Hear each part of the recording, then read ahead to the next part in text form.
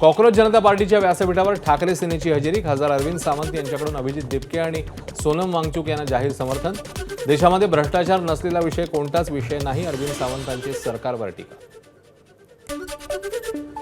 कोणत्याही शाखेत शिक्षण घेणाऱ्या प्रत्येक विद्यार्थ्यासाठी इंटर्नशिप अनिवार्य. प्रत्येक महाविद्यालयाने विद्यार्थ्यांना इंटर्नशिपच्या संधी उपलब्ध करून देण्यासाठी उद्योग संस्थांशी समन्वय साधणे आवश्यक. मंत्री चंद्रकांत पाटील यांच्या सूचना.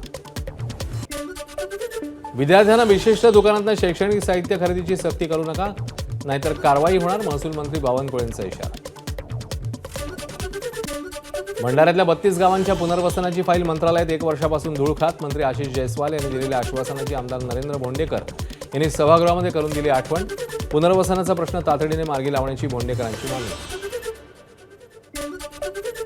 अमरावतीच्या पाणीपुरवठ्याची मुख्य जलवाहिनी फुटली. नांदगाव पेठजवळ लाखो लिटर पाणी वाया. काही काळाकरता वाहतूक विस्कळीत.